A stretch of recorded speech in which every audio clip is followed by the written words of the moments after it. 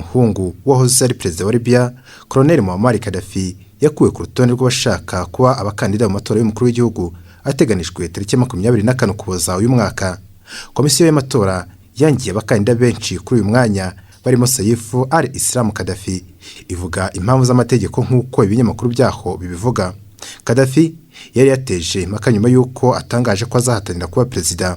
Arashakishwa n'urukiko mpuzamahanga mpanabyaha kubera ibyaha by'intambara n'ubwicanyi akekwaho ubwo se yari akiri ku butegetsi. Gusaba guhatanira uwo mwanya kwa Khalifa Haftar nako kwateje impaka zikomeye mu gihugu kuko ariko ibyaha bikomeye mu nkiko za Amerika, ariko ntabwo bizwi neza niba nawe ari mu bangiwe kwiyamamaza. Abashinjacyaha ba gisirikare muri Libya basabye komisiyo y'amatora kwanga kandidatire za Gaddafi ndetse na Haftar kugeza basubije ibibazo ku byo baregwa byose. Kugeza ku munsi ntarengwa wo kuwa mbere, abantu 60 bari batanze inyandiko basaba guhatanira kuba perezida. Impirimbanyi y'uburenganzira Leila Ben Khalifa w'imyaka 46 niwe mugore rukumbi uri mu bifuza guhatana kuri uyu mwanya. Saif al-Islam Gaddafi yigeze kuba abonwa nk'uwari gusimbura se ku butegetsi, ariko kuba mu myaka 10 ishize yarashyigikiye itoteza riri mu rugomo ryakorewe abigaragambyaga byahindanyije isura ye mu gihugu. Kuva habaye iyo myigaragambyo yo muri 2011, Libya yakomeje kurangwamo umutekano muke. Imiryango iharanira uburenganzira bwa muntu yagaragaje impungenge ifite kwa ayo matora ateganijwe kuba tariki 24 y'ukwezi kwa 12 atazaba mu bwisanzure ndetse no mu mucyo. Ibihugu bikomeye ku isi ndetse n'umunyamabanga mukuru w'umuryango w'abibumbye Antonio Guterres baburiye ko uwo ari we wese wagerageza kubangamira cyangwa se gukora uburiganya muri aya matora azafatirwa ibihano. Ateretse ubwanwa anambaye imyambaro gakondo yo muri Libya, yavugiye kuri kamera asubiramo umurongo wo mu gitabo cya Qur'an usemuye mu Kinyarwanda uvuga ngo umucamanza hagati yacu n'abantu bacu umukuri. Asubiramo amagambo yo mu kindi gice cyo muri icyo gitabo gitagatifu cy'abayisilamu yanavuze ati Imana buri gihe iregaragaza mu mugambi wayo. Yongeraho andi magambo yo mu kindi gice ati niyo abatemera bawanga. Ni ishusho itandukanye cyane niyo yagaragaje mbere y'imyivumbagatanyo yakuye se ku butegetsi muri 2011. Nyuma y'uko Muammar Gaddafi yakuwe ku butegetsi yishwe, Saif al-Islam Gaddafi nawe yafashwe n'umutwe w'intagondwa. Yafunzwe mu gihe cy'imyaka 6 ahabwa igihano cy'urupfu nyuma kiza gukurwaho. Bwana Gaddafi aracyashakishwa n'urukiko mpuzamahanga mpanabyaha ICC ku byaha byo mu ntambara, ariko gahoro gahoro yagiye yongera kwigaragaza.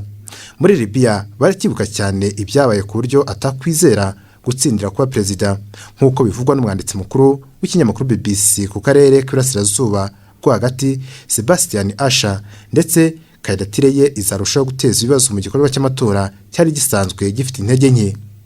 Abandi bakandida barimo nk'uwari umukuru w'inyeshyamba Khalifa Haftar, mbere wayoboye inyeshyamba afite icyicaro mu Burasirazuba arwanya leta ishyigikiwe na ONU yo mu murwa mukuru Tripoli, hamwe na minisitiri w'intebe Abdulhamid Ali Dibeba n'umukuru w'inteko ishinga amategeko Aguila Saleh. Mu yandi makuru kandi no ko Magdalena Andersson, minisitiri w'intebe wa Swede wa mbere w'umugore yeguye akimara gutorwa. Uyu ni minisitiri w'intebe wa mbere w'umugore wa Swede yeguye hashize amasaha ashyizweho. Kuwa gatatu nibwo Magdalena Andersson yatangajwe nk'umutegetsi mukuru wa Swede, ariko yegura nyuma y'uko ishyaka bahuriye mu rugaga ruri ku butegetsi rivuye muri guverinoma n'igitekerezo cyaryo cy'ingengo y'imari nticyemerwe, ahubwo inteko ishinga amategeko yatoye yemeza ingengo y'imari yatanzwe n'abatavuga rumwe n'ubutegetsi, barimo abafite ibitekerezo by'ubuhezanguni byo kwamagana abimukira. Madamu Andersson yabwiye abanyamakuru agira ati nabwiye umukuru w'inteko ko ntifuza kwegura.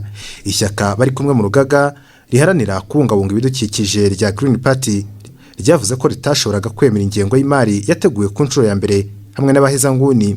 Madamu Andersson yavuze ko yizeye kugerageza kongera kuba minisitiri w'intebe nk'ukuri ishyaka rimwe riri ku butegetsi.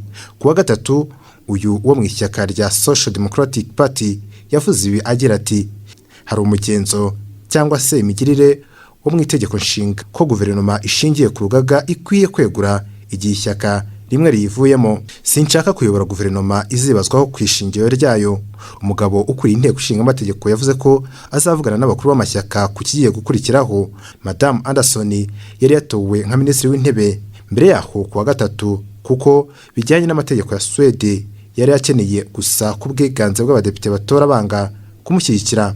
Inyuma y'imyaka 100 ishize abagore muri Suwede bemerewe gutora, uyu mugore w'imyaka 54 hari bamwe mu badepite bahagurutse nk'uburyo bwo kumuha icyubahiro ubwo yari atowe mu nteko ishinga amategeko y'iki gihugu izwi nka Riksdag. Mu badepite 349 bagize inteko 174 batoye batamushyigikira, ariko ku badepite 117 bashyigikiye Madamu Anderson, abandi 57 bifashe bituma atsinda batoye inshuro imwe. Uyu wigeze kwegukana umudari wo mu koga mu cyiciro cyo hasi mu mujyi urimo kaminuza wa Uppsala yatangiye politike mu 1996 nk'umujyanama w'uwari minisitiri w'intebe icyo gihe Göran Persson. Amaze imyaka 7 ari minisitiri w'imari mbere yuko abadepite bashyigikira Magdalena Anderson. Swede yari cyo gihugu cyonyine cyo mu majyaruguru y'Uburayi kitigeze na rimwe kigira minisitiri w'intebe w'umugore. Mu yandi makuru kandi nuko leta y'Ubushinwa yongeye gutangaza ko Leta Zunze za Amerika ziri gukora amakosa akomeye cyane muri gahunda yo gukorana n'agace ka Taiwan, mu buryo ubuyobozi bw'Ubushinwa buvuga ko ari ukurengera. Mu kwezi gutaha Amerika izakora inama mpuzamahanga igamije kwiga kuri demokarasi. Ibihugu 102 birimo n'agace ka Taiwan bikaba byaramaze gutumirwa. Taiwan ni agace gafatwa nk'ako Ubushinwa ariko kakagira imikorere yako yihariye irimo igisirikare ndetse n'ubutegetsi bushingiye kuri demokarasi, uretse ko katagira imikorere n'ibindi bihugu byinshi bigafata nk'agace k'Ubushinwa. Umuvugizi mu biro by'Ubushinwa bishinzwe Taiwan, Zhou Fenglia, yavuze ko ubutumire bwa Amerika kuri Taiwan ari amakosa kandi ko Ubushinwa bwamaganye imikoranire ya diplomasi hagati ya Taiwan na Amerika. Avuga ibi yagize ati ibikorwa bya Amerika byerekana ko demokarasi ari nk'igikoresho ikoresha mu kugera ku nyungu zayo ku rwego mpuzamahanga, gukandamiza ibindi bihugu ndetse no gushwanisha ibindi bihugu. Itegeko nshinga rya Amerika riha uburenganzira icyo gihugu bwo kurinda agace ka Taiwan, mu gihe leta y'Ubushinwa nayo ivuga ko ako gace ari akayo ndetse izakisubiza binyuze mu nzira zose zishoboka, yaba iz'amahoro cyangwa se iz'intambara. Soza reka mbabwire ko byahinduye isura noneho muri Ethiopia. Abiy Ahmed yasabye umwungiriza we kumusigara ku nshingano mu gihe ari ku rugamba. Minisitiri w'intebe wa Ethiopia Abiy Ahmed yahaye inshingano umuyobozi umwungirije Demeke Mekonnen Hassen zo gukurikirana imirimo n'ibikorwa bya guverinoma mu gihe we yagiye ku rugamba mu ntambara ingabo z'igihugu cye zihanganyemo n'inyeshyamba z'umutwe wa Tigray People's Liberation Front. Izi nshingano yazimuhaye nyuma y'uko kuwa kabiri tariki 23 Ugushyingo 2021 yandiza ku mbuga nkoranyambaga avuga ko agiye kujya ku rugamba akayobora ingabo z'iki gihugu zihanganye n'inyeshyamba za TPLF bivugwa ko zikomeje gusatira umurwa mukuru w'icyo gihugu Addis Abeba. Muri Nzeri nibwo abarwanyi ba TPLF batangaje ko batangira urugendo rugana Addis Abeba. Ibintu byateje impagarara mu gihugu hose kugeza ubwo Minisitiri Abiy ahamagariye abaturage bose babishoboye kwegura intwaro bakajya ku rugamba guhashya umwanzi.